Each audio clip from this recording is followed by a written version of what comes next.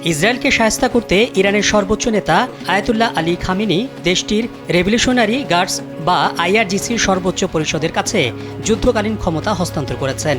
বিশেষজ্ঞরা বলছেন, ক্ষমতা হস্তান্তরের এই পদক্ষেপ একটি সম্ভাব্য প্রি-অ্যাম্পটিভ ট্রান্সফার অব অথরিটি, যার মাধ্যমে যুদ্ধকালীন পরিস্থিতিতে কমান্ড কাঠামো অক্ষুণ্ণ রাখা যাবে। যদি খামেনি নিহত হনও, তবুও ইরানি বাহিনী যুদ্ধ চালিয়ে নিতে পারবে।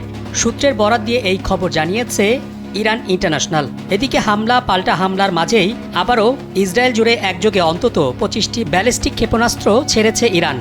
শুক্রবার ইরানের সামরিক বাহিনীর এই হামলায় তেল আবিব, জেরুজালেম এবং হাইফা সহ বিভিন্ন প্রান্তে লোকজন আহত হয়েছেন বলে জানিয়েছে ইসরায়েলি গণমাধ্যম। টাইমস অফ ইসরায়েলের প্রতিবেদনে বলা হয়েছে, ইসরায়েল জুড়ে বিভিন্ন লক্ষ্যবস্তুতে আঘাত এনেছে ইরানের ছোড়া ক্ষেপণাস্ত্র। ইসরায়েলের স্থানীয় টেলিভিশন চ্যানেল 12 বলেছে, ইরানের ছোড়া এবারের ক্ষেপণাস্ত্রের বহরে অন্তত 39টি ক্ষেপণাস্ত্র শনাক্ত করা হয়েছে। যদিও ইসরায়েলের প্রতিরক্ষা বাহিনী বলছে, নতুন দফায় হামলায় ইরান 25টির মতো ব্যালিস্টিক ক্ষেপণাস্ত্র ছুড়েছে। এতে ইসরায়েলের দক্ষিণ ও মধ্যাঞ্চলে বেশ কিছু ভবনের ক্ষয়ক্ষতি ও লোকজন আহত হয়েছেন।